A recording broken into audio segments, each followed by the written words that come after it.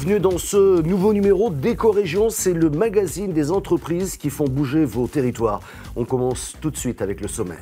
La forêt vosgienne est aujourd'hui pourvoyeuse d'activités et d'emplois. Demain, elle pourrait l'être encore plus. Mais comment faire? Reportage dans un instant de Vosges TV. 40% des moules récoltées chaque saison sont invendables, car trop petites bien souvent. Mais que fait-on de ces moules invendables, longtemps jetées? Tout simplement, elles deviennent désormais du biogaz et de l'engrais. TVRN nous en dira plus. La saison de la coquille Saint-Jacques a commencé le 1er octobre dernier. La pêche pourrait être en baisse cette année par rapport à 2024. Reportage de TBO. Enfin, nous allons découvrir une faim d'apprendre, un restaurant qui est aussi un centre de formation pour les personnes en situation de handicap dans le domaine donc de la restauration. Un reportage de Lyon Capitale. La forêt vosgienne est aujourd'hui pourvoyeuse d'activités et d'emplois. Demain, elle pourrait l'être encore plus. Comment? En développant notamment localement des entreprises artisanales autour de l'agencement et de l'ameublement. Un reportage de Vosges TV. La forêt vosgienne pourrait être demain encore plus pourvoyeuse d'activités et d'emplois. Comment? En développant localement des entreprises artisanales autour de l'agencement et de l'ameublement. La préoccupation ce mardi de ces socioprofessionnels qui ont visité la scierie de Xanru-Longemer. On peut associer le bois et le granit, c'est deux matériaux naturels qui vont très bien ensemble. Et puis ça permet aussi de travailler, d'essayer de travailler en filière courte. C'est aussi ça l'idée, parce que souvent on est très bon pour travailler loin, alors que tout près il y a plein de compétences et de solutions pour travailler ensemble. Un constat dressé et partagé en matinée par l'ensemble des participants à cette première journée organisée à Gérardmer par le Parc des Ballons, le collectif des Hommes et des Arbres, porté par l'Agglo d'Épinal et la métropole du Grand Nancy, par Made in Grand Est et par la Fibois Grand Est. Utiliser plus de résineux vosgiens dans l'agencement et l'ameublement, on en est pour l'heure au stade de l'expérimentation. Exemple dans le Val d'Argent. C'est Sainte-Marie-aux-Mines, Sainte-Croix-aux-Mines, Rombat et Lièvre, avec une micro-filière qui se reconstruit où ces questions de traçabilité font partie des enjeux pour le collectif composé d'entreprises, de collectivités et d'associations. Cette journée avait par ailleurs pour objectif d'acculturer tous les acteurs à un usage plus important du bois local. Nous, on est une toute petite structure, mais on a des clients qui sont attentifs à ce genre d'histoire qu'on peut raconter avec un bois qui a poussé dans une forêt ici et qu'on récolte et qui devient un bardage demain. Enfin, c'est des histoires qui parlent aux gens et c'est comme ça que nous on a envie de travailler en tout cas. Ce mardi à Gérardmer, toujours bien sûr à propos de bois, il a également beaucoup été question de réemploi, un autre secteur porteur en matière de métiers à inventer et surtout d'éco-responsabilité.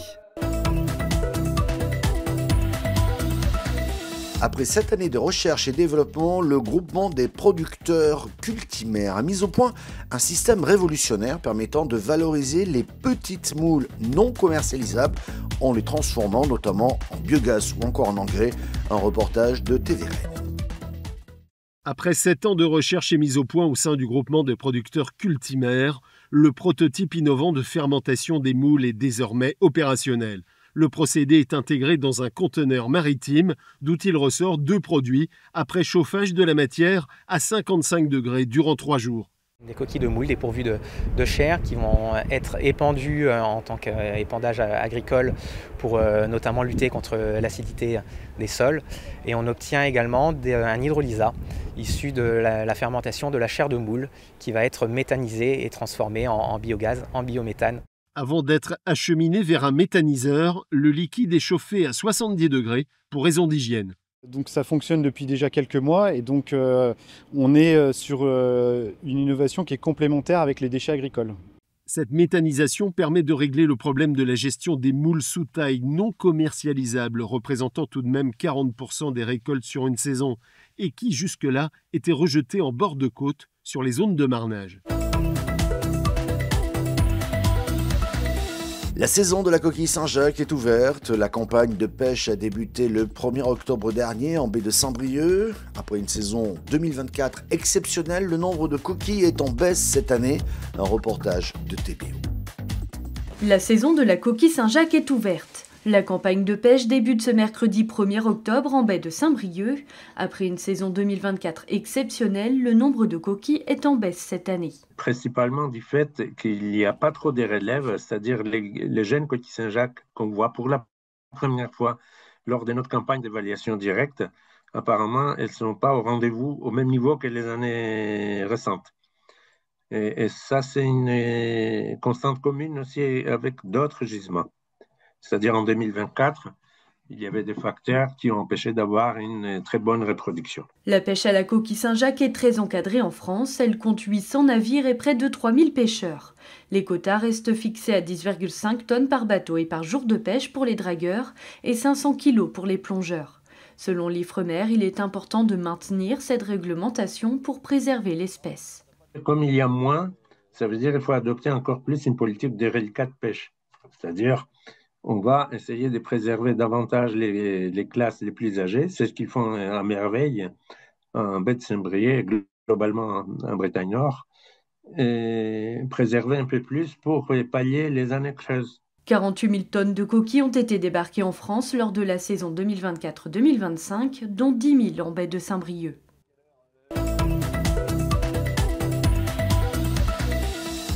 Les voisins des vignes sont plus exposés aux pesticides que le reste de la population. C'est le constat d'une récente étude publiée en septembre dernier. Au total, 2700 personnes ont été testées dans 6 régions viticoles différentes. Qu'en pensent les riverains des vignes et vignerons d'Indre-et-Loire? Un reportage de Val-de-Loire TV. Élodie habite à Chouzé-sur-Loire et ses plus proches voisines, ce sont ses vignes. À l'année, ça ne change pas grand-chose à ses journées, sauf au moment où des traitements sont appliqués dans les rangs. Ayant grandi dans la région, on va dire que ça inquiète pas plus que ça, mais on sait qu'il faut être prudent. Voilà, après, il faut faire attention à ce qu'on consomme et puis je vous dis à fermer les fenêtres et puis le linge, c'est pareil. Et puis bon, après, ça vient sur la peau, donc on sait pas. C'est comme pour la piscine, je suis pas trop fan quand ils diffusent le produit et qu'il y a la piscine. Un quotidien partagé par de nombreux Français, alors cette exposition aux pesticides a été mesurée lors d'une récente étude menée par l'ANSES et Santé publique France. Elle compare les taux de contamination entre 2 groupes, les personnes habitant à plus d'1 kilomètre des vignes avec celles qui résident à moins de 500 mètres. Le résultat, jusqu'à 45% de pesticides en plus retrouvés dans les urines des voisins des vignes et jusqu'à 1000% en plus dans les poussières prélevées dans leur logement. Des chiffres qui importent forcément les premiers concernés, les vignerons. Moi je la trouve très intéressante cette étude. Nous, dans notre idéologie, c'est de ne pas traiter. C'est clair, voilà. Et c'est vraiment la mentalité, en plus de la nouvelle génération qui arrive, on essaie de mettre en place des mesures pour réduire, voilà. Parce que nous, ce qu'on aime, c'est être dans nos vignes, c'est à travailler nos cèpes, mais pas être sur un tracteur avec un pulvé. Quand on le fait, c'est qu'on est obligé de le faire. À l'échelle locale, des accords sont passés entre vignerons et riverains pour qu'ils soient avertis des jours de traitement. À noter que l'étude Pestirive mesure uniquement des taux de pesticides et ne fait pas de lien éventuel avec des risques pour la santé. Elle liste également certains gestes du quotidien qui diminuent l'exposition. Enlever ses chaussures en rentrant chez soi, disposer d'une VMC, éplucher les fruits et légumes de son jardin ou encore limiter la consommation d'œufs issus de son poulailler. Et puis focus sur une formation pas comme les autres. Nous sommes dans le domaine de la gastronomie et du service, dans le secteur de la restauration. Je vous invite à découvrir à Lyon une fin, F-A-I-M, d'apprendre avec Lyon Capital.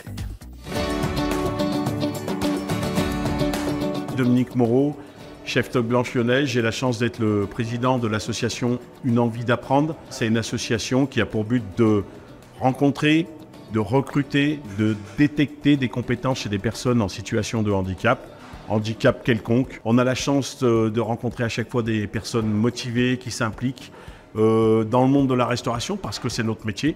On a un centre de formation en parallèle qui s'appelle Une fin d'apprendre et qui est agréé par l'État et qui accompagne ces personnes sur des formations diplômantes d'État et surtout sur de l'immersion et de l'insertion dans le monde du travail. Parce que le but de tout ça, c'est le retour au travail ordinaire. Bonjour et bienvenue dans le restaurant d'application Une fin d'apprendre, centre de formation depuis 2018. Nous accueillons ici tout style de personnalité. Nous leur offrons ici de quoi se réengager dans un milieu professionnel, donc principalement de la restauration. Nous sommes ouverts du lundi au vendredi tous les midis. Donc je suis Edgar Revel, le maître d'hôtel du restaurant. Et nous avons ouvert depuis peu avec mon associé Julien Lavaux un autre restaurant qui est un restaurant autonome, un joli mot pour dire self-service, pour faciliter l'intronisation des personnes en situation de handicap dans le milieu de la restauration. Donc voilà, ça s'appelle Le Petit Marché et c'est situé dans Lyon 9e, comme notre restaurant Une fin d'apprendre, le centre de formation. C'est des belles histoires à chaque fois, c'est plein d'exemples. Maxime, Sofiane, tout plein, qui passent par chez nous et qui ont la chance, par leurs compétences surtout, donc de retrouver ce monde-là de la restauration. Bien sûr, comme toute association, on a besoin d'être accompagné financièrement. À quoi sert cet argent? Cet argent sert à leur payer des tenues, à leur payer des stages, à les accompagner peut-être dans le transport. Enfin bref, on a besoin d'un peu de sous. C'est bienveillant, c'est bien géré. Fiducial fait partie des groupes qui nous accompagnent aujourd'hui. Donc on est très contents. Merci pour cette vidéo, merci pour l'appui. Et voilà, et longue vie à Une fin d'apprendre.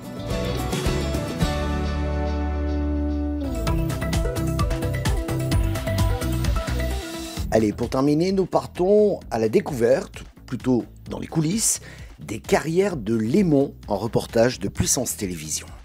Au milieu des engins et des montagnes de gravier, les visiteurs se glissent dans le quotidien des carrières. Ici, à Romaincourt, on extrait les alluvions calcaires directement dans l'eau. Avant de les transformer, tout est calibré, contrôlé, normé pour répondre aux besoins techniques. Aujourd'hui, les machines sont à l'arrêt et des visites guidées sont organisées. Donc c'est un métier qui est très méconnu du grand public. C'est pour ça que nous ouvrons nos portes grâce à l'UNICEM, l'Union nationale des industries carrières et matériaux. Nous avons tous besoin de sable dans notre quotidien, on en retrouve tout autour de nous. Tous les jours, que ce soit dans les écoles qui sont construites avec ces matériaux-là, les routes, les hôpitaux, nos maisons individuelles, etc. Avec une installation inaugurée à l'été 2024, fruit d'un investissement de 3 millions d'euros, le site s'est modernisé. 12 salariés travaillent aujourd'hui pour l'entreprise familiale, créée en 1956 et toujours en développement. L'objectif de la journée, offrir de la transparence, expliquer au public à quoi sert ce travail invisible et faire découvrir un savoir-faire.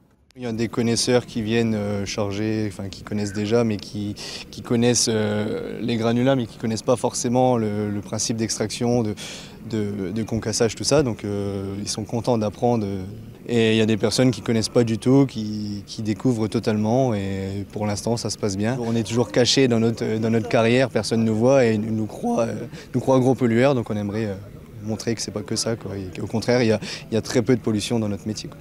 Au-delà de la technique, l'ambiance était conviviale, animation pour les enfants, buvette associative et échange entre professionnels et habitants. Avec ses 250 000 tonnes de granulats produites chaque année, le site de Romaincourt alimente les centrales à béton, les entreprises du BTP et les artisans locaux. Une production stratégique autorisée jusqu'en 2045. Merci beaucoup d'avoir suivi cette émission disponible en replay vidéo sur le site internet de votre télévision locale. Nous sommes également diffusés à la radio. Merci aux auditeurs. Nous sommes également diffusés en podcast audio. N'hésitez pas à vous abonner. À la semaine prochaine.